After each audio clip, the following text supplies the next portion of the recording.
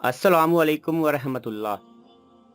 بہت عرصہ پہلے کی بات ہے کہ ایک نیک اور صالح خاتون نے مرنے سے پہلے اپنے زیورات بھائی کے حوالے کیے کہ میری وفات کے بعد ان زیورات کو بیچ کر ایک دکان خرید لیں، پھر اس دکان کو کرائے پر چڑھائیں اور آمدن کو محتاجوں پر خرچ کر دیں۔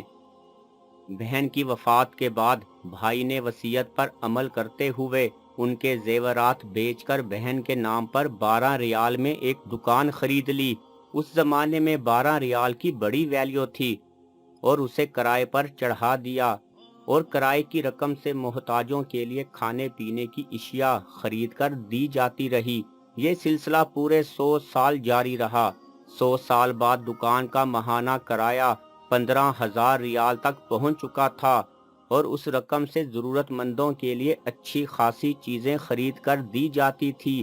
پھر وہ دن آیا کہ سعودی حکومت نے ساتھ واقع جامع مسجد میں توسیع کرنے کا فیصلہ کیا اور یہ دکان توسیع کی زد میں آ رہی تھی۔ چنانچہ حکومت نے 5 لاکھ ریال میں یہ دکان خرید لی۔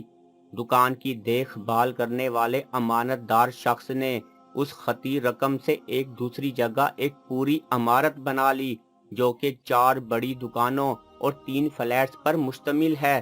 ان دکانوں اور فلیٹ سے اب ماہانہ لاکھوں ریال کرایہ آتا ہے اور یہ کرایہ اللہ کی راہ میں خرچ کیا جاتا ہے۔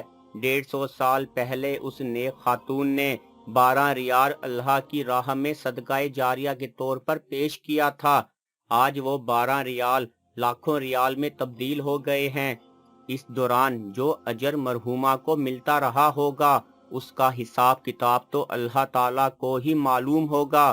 سوچنے کی بات یہ ہے کہ اگر وہ اپنے ان زیورات کو سماج کی روایت اور رسم کے مطابق اپنی بیٹی کو دیتی اور بیٹی آگے اپنی بیٹی کو دیتی، پوتی تک پہنچتے پہنچتے یہ زیورات بوسیدہ اور آؤٹ آف فیشن ہوتے، پھر کہیں پھینک دیے جاتے۔